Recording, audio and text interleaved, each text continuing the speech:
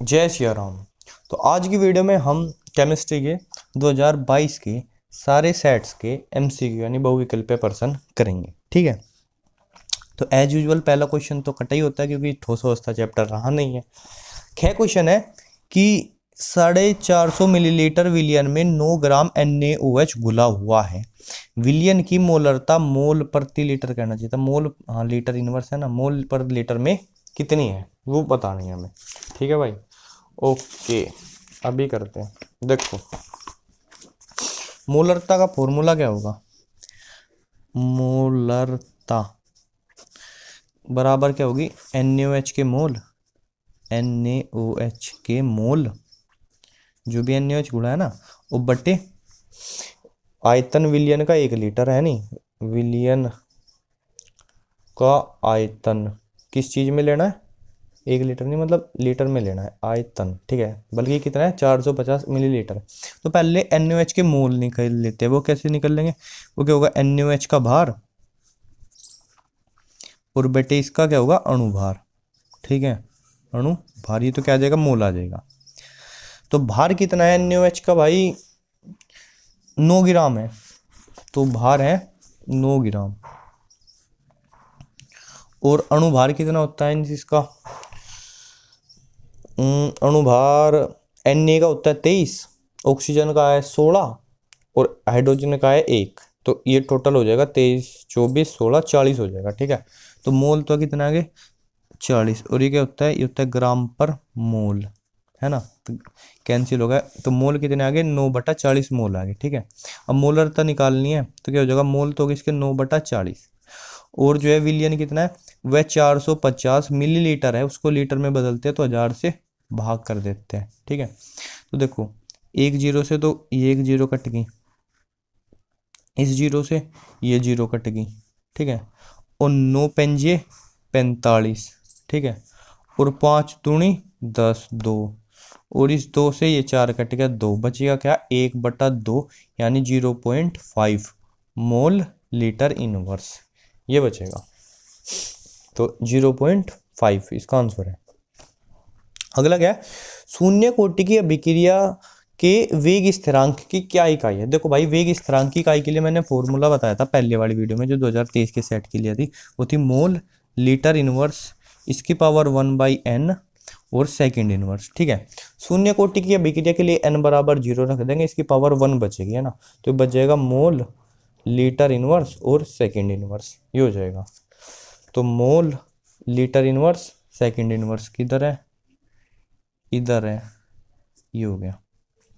अगला है Gattermann coach अभिक्रिया द्वारा बेंजीन क्या बनाता है। तो भाई मैं गाटरमान कोच अभिक्रिया लिख देता हूँ, वहां पे बता दो क्या बनाता है। गाटरमान कोच अभिक्रिया उसमें क्या है, बेंजीन लेंगे हम, ये रहा मेरा बेंजीन।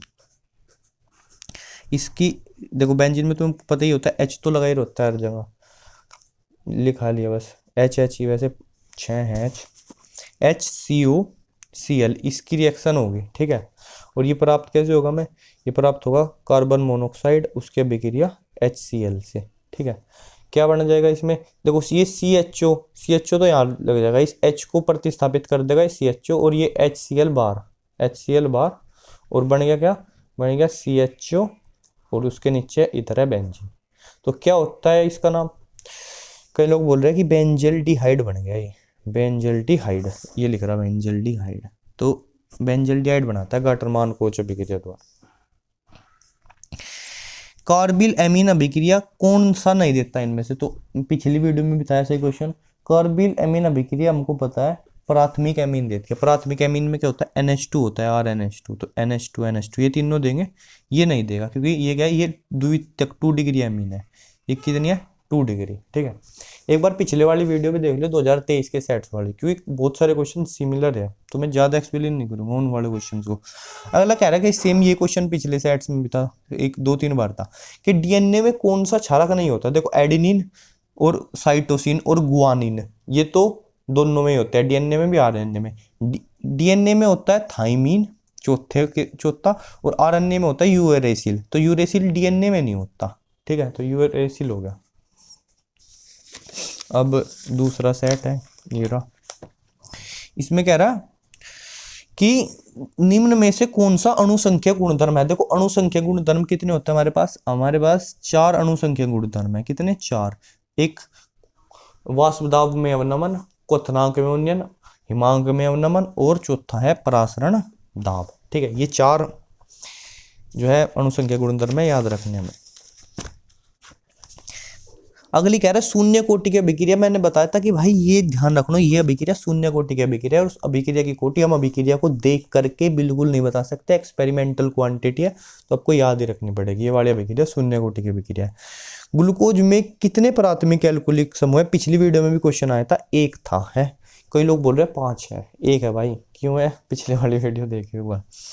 निम्न में से कौन सा पदार्थ हेलो फॉर्म अभिक्रिया देता है? हेलो फॉर्म अभिक्रिया RCO। देखो हेलो फॉर्म अभिक्रिया होने के लिए देखो ये ग्रुप होना चाहिए, COCH3। ठीक है, ये ग्रुप होना चाहिए। तो जितने भी कीटोन इस तरीके के होते हैं वे हेलो फॉर्म अभिक्रिया देते हैं।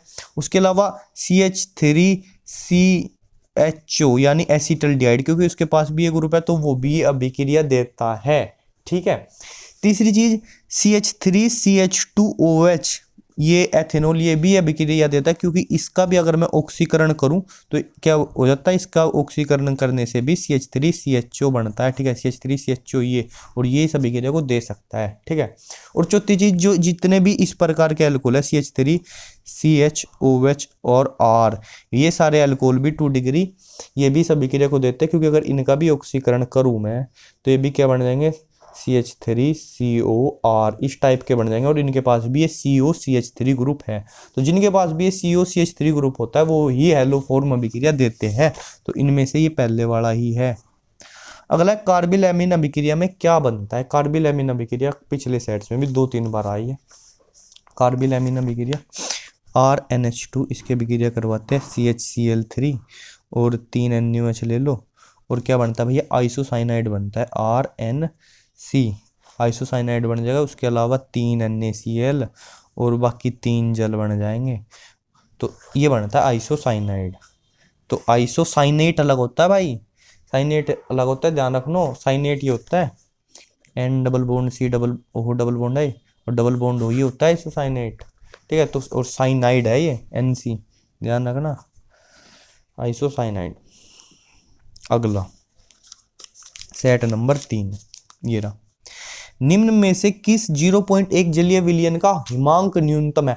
हिमांक उसका न्यूनतम होगा जिसमें अणुओं की संख्या सबसे ज्यादा होगी। ठीक है, लेकिन इसने तो सबके 0.1 मोल दे दिया, मोलर, मतलब सबके अणु बराबर दे दिए। लेकिन अब यहाँ झोल है, वो झोल क्या है भाई, आई का झोल है नहीं, 1/2 गुणांक का। क्योंकि जो NaCl है, NaCl टूट के एक अणु का इसका 2 बन जाएंगे, है नहीं, NaCl का एक Na पॉजिटिव एक Cl नेगेटिव, तो ये डबल गिने जाएगा। ठीक है, यानी ये 0.2 m हो जाएगा।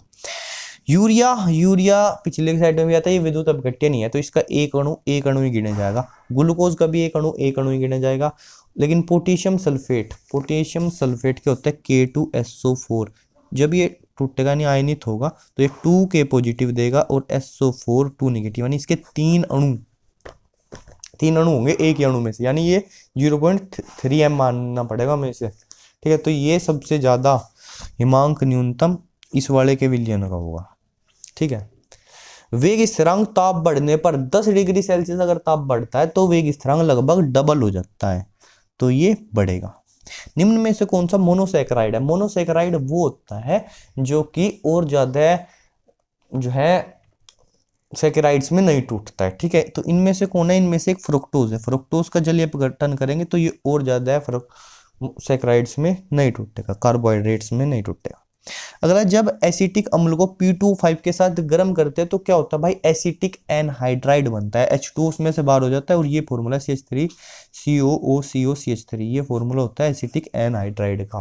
ठीक है, ऐसे है ये ऐसे लिखा होता है CH3COOH, मान लिया ये है CH3COOH, और इसको गर्म करा P2O5 की उपस्थिति में गर्म करा, तो ये मानो ये जल ऐसे गया, जल तो बाहर निकल गया गर्म करने से, बचा गया CH3CO और CH3। ठीक है, ये होता है एसिटिक एनहाइड्राइड, है ना।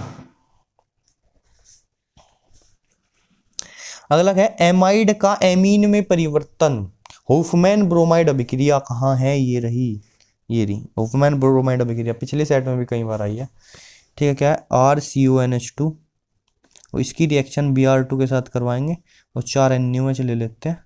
ठीक है ना, तो क्या होगा सीधे दो, तो देखो जो साइड में चीज बच जाएगी वो यहीं लिख दो, 2NaBr बार हो जाएगा, Na2CO3 बार हो जाएगा, और जो है और क्या बार होगा, बाकी कुछ जल के अणु बार हो जाएंगे, शायद 2H2O बार हो जाएगा, और बचेगा क्या, बचेगा RNH2, ये बच जाएगा। ठीक है, मतलब ये मान लो CO भूल जाओ, RNH2 बचेगा, यानी एमीन बचे।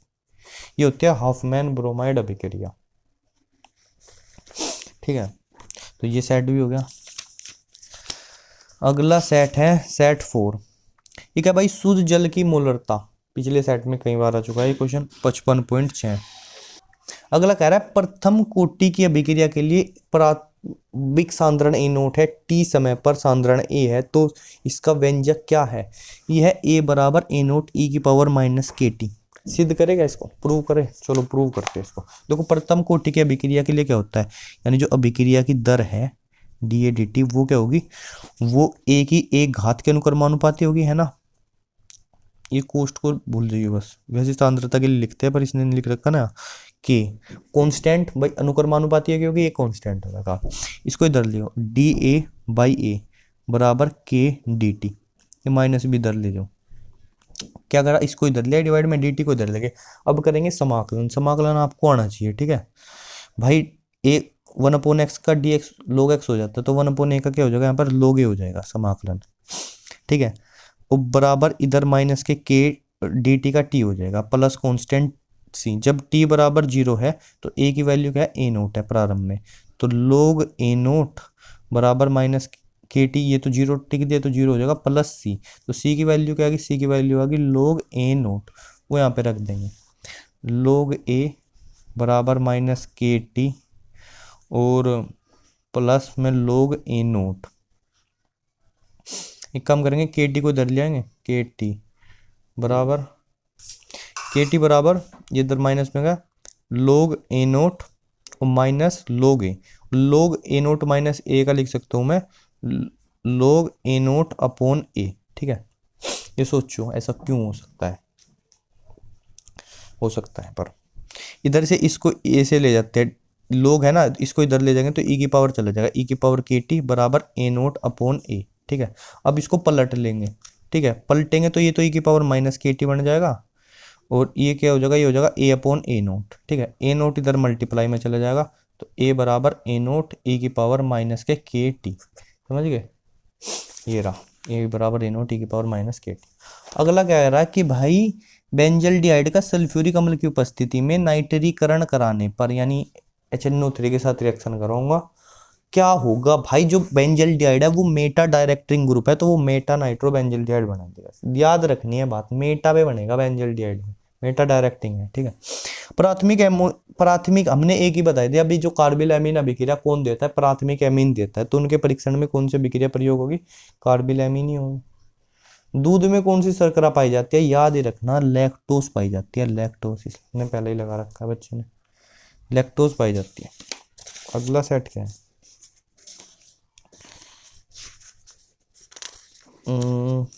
सेट 5 आ गए, 4 था ना ये 5। ये कह रहा है कि स्पिरिट के नमूने में, देखो पहला तो कटा ही होता है स्पिरिट के नमूने में एथेनॉल जो है वो 90% है वेट बाय वेट, तो एथेनॉल का मोल प्रभाज क्या होगा, है मोल अंश का क्या होगा। तो देखो मैं ले लेता हूँ, मान लिया 100 ग्राम मेरे पास सिस्टम है कुछ, है नहीं, वेट बाय वेट एथेनॉल कितना है, एथेनॉल है 90%, 90 ग्राम। बाकी चीज़ क्या होगी, बाकी चीज़ होगी जल। स्पिरिट में दो ही चीज़ है, एथेनॉल और जल, H2O, वो कितना है 10 ग्राम।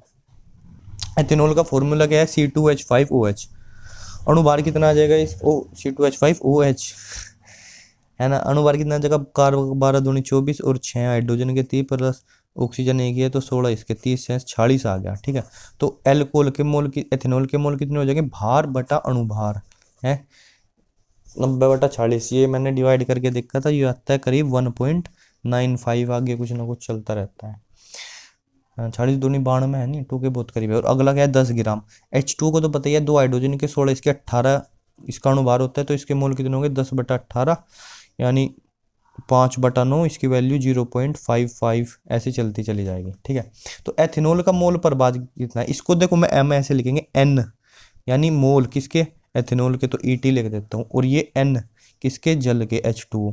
तो अगर मेरे को एथेनॉल का मोल प्रभाज चाहिए यानी एक्स चाहिए एथेनॉल का, तो क्या होगा उसका फॉर्मूला, एथेनॉल के मोल और बटे कुल मोल, यानी एथेनॉल के भी मोल प्लस जल के भी मोल, है नी, एन है ये।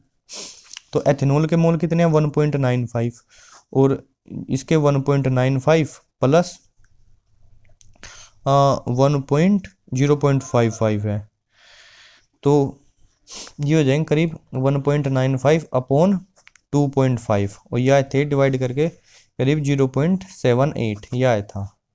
कर लियो डिवाइड। देखो बहुत आसान है इसको डिवाइड करना, कैसे 2 की मल्टीप्लाई ऊपर करना, 2 के नीचे 5 बन जाएगा, फिर 5 तो डिवाइड करना कितना ही आसान है ना। और आंसर कितना है 0.779, बिल्कुल 0.78 के बहुत करीब है, यही आंसर है। तो अगला कह रहा है एक प्रथम कोटि के अभिक्रिया में 50 सेकंड में एक पदार्थ का जो सांद्रता है प्रारंभिक सांद्रता की आधी रह जाती है, तो वेग स्थिरांक का मान देखो आधी रह जाती है, मतलब ये क्या है उसकी हाफ लाइफ है, टी हाफ का वैल्यू है, और वेग स्थिरांक की वैल्यू क्या होगी, वेग स्थिरांक की वैल्यू हो जाएगी k बराबर 0.963 upon T half, T half कितना है 50 सेकंड, 0.692/50। देखो 50 से भाग करना तो कितना ही आसान है, 2 के ऊपर नीचे गुणा कर दियो, नीचे तो 100 ही बन जाएगा, यानी 0.00693 मल्टीप्लाई बाई 2, तो 2 3 6 और 2 नम 18 का 8 का कह रहे 2 6 12 1 13, 0.01386 138 इंटू यही है बस सेकंड। वेग स्थिरांक है ना, तो सेकंड इनवर्स होना चाहिए, सेकंड इनवर्स। अगला है कैनिजारो अभिक्रिया संपन्न नहीं होते, कौन इनमें से कैनिजारो अभिक्रिया नहीं दे सकता, तो कैनिजारो अभिक्रिया वे एल्डिहाइड देते हैं जिनके पास अल्फा हाइड्रोजन हो। अल्फा हाइड्रोजन क्या होता है, जैसे ये CO समूह है, इसके जो बराबर में कार्बन हो उसके पास जो है हाइड्रोजन नहीं होना चाहिए, जिसमें भी हाइड्रोजन होगा वो कैनिजारो अभिक्रिया नहीं देगा। ठीक है, वो एल्डोल संघनन देगा। तो HCH2 इसमें बराबर में कार्बन ही नहीं है, ठीक है, एक ही कार्बन है, तो अल्फा हाइड्रोजन ये देगा। दूसरी चीज फॉर्मल्डिहाइड है, CHO बेंजीन, इसमें भी साइड में से कोई कार्बन है, ये भी देगा। तीसरा है इसमें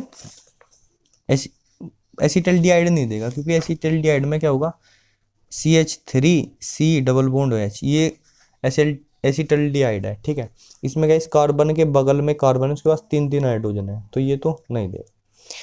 अगला ऑप्शन था ट्राइमेथिल एसिटल्डिहाइड, यानी ये जो कार्बन है इसके बगल में कार्बन पे तीनों CH3 हो, तो हाइड्रोजन तो है नहीं, इस कार्बन पे कोई हाइड्रोजन नहीं है, तो अल्फा हाइड्रोजन उपस्थित नहीं है, तो ये भी देगा, लेकिन ये इस अभिक्रिया को नहीं देगा, एसिटल्डिहाइड ये अभिक्रिया नहीं देगा। अगला क्या है एनिलीन के ब्रोमिनेशन से क्या बनता है, तो एनिलीन के ब्रोमिनेशन से ट्राइब्रोमो एनिलीन बनता है। एनिलीन NH2 बेंजीन को 3Br2 क्या होगा, यहाँ हाइड्रोजन, यहाँ एक हाइड्रोजन, यहाँ एक हाइड्रोजन, 3 HBr अलग, ठीक है, और एनिलीन के साथ Br Br और Br, यानी 2,4,6 ट्राइब्रोमो एनिलीन। अगला है निम्न में से मोनोसेकेराइड है, मोनोसेकेराइड का क्वेश्चन दोबारा फ्रुक्टोज ही है। अभी अगला है सेट NO2CO3 के 0.2 मोलर विलियन में 500 मिलीलीटर में कितनी आवश्यक मात्रा है, मतलब Na2CO3 कितने ग्राम में मिलाऊं कि जो विलियन की मोलरता हो वो 0.2 आ जा। तो देखो पहले तो NO2CO3 का अणुभार निकालना पड़ेगा, Na2CO3 सोडियम का 23 दूनी 46 प्लस कार्बन का 12 प्लस इसका 16 48, तो 12 चौकट 12 पंजे 60 तो होगा, और ये होगा 106। ठीक है, 106 कितना होगा इसका अणु भार। ठीक है, अब भार हमें इसके निकालना है, तो इसके मोल निकाल लेते हैं पहले। मोलरता का फॉर्मूला क्या है? मोलरता है मोल की संख्या वो बटे आयतन किसमें? लीटर में। ठीक है, मोलरता कितनी है?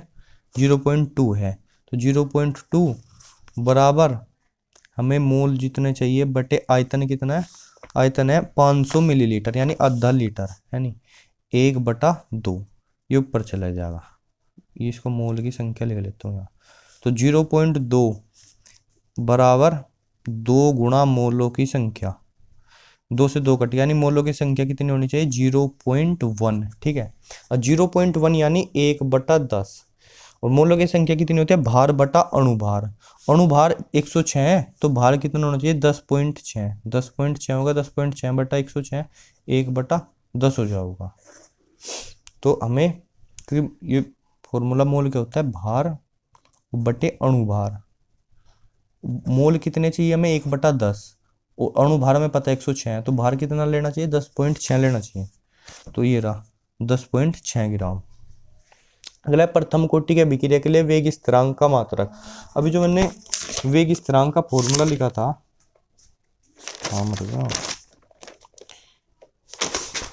ये रहा। अगर इसमें मैं n बराबर 1 कर दूं, प्रथम कोटि के लिए n बराबर 1, तो ये इसकी तो पावर 0 हो जाएगी। तो गया बचा क्या? सेकंड इनवर्स कर ली, तो इसका सेकंड इनवर्स है। निम्न में से कौन फेलिंग विलयन को अपचयित नहीं करता? फेलिंग विलयन को कौन अपचयित करता है? फेलिंग विलयन को अपचयित करते हैं एल्डिहाइड्स, क्योंकि उनके पास क्या होता है? CHO समूह होता है, CHO। ये दोनों तो करेंगे, इन दोनों में से कौन करेगा? एक तो है ये फॉर्मिक अम्ल, ये है एसिटिक अम्ल। तो अगर मैं फार्मिक अम्ल को देखूं, फार्मिक अम्ल क्या? HCOOH, तो इसके पास तो CHO समूह है। लेकिन अगर मैं एसिटिक अम्ल को देखूं, CH3COOH, इसके पास नहीं है, तो ये करेगा अपचयित, ये नहीं करने का। अगला है एमाइड का एमीन में परिवर्तन, हाफमैन ब्रोमाइड अभिक्रिया। सबसे मीठी शर्करा कौन है? तो फ्रक्टोज सबसे मीठी होती है। ग्लूकोज से सुक्रोज यानी चीनी, ग्लूकोज, ग्लूकोन डी, इन सबसे मीठी है फ्रक्टोज है। तो ये 6ठा सेट है। और 7वां सेट जो है 2022 में था नहीं, 6 ही सेट थे। उसके बाद आ जाएंगे 2020 के सेट, वो अगली वीडियो में। जय सिया राम।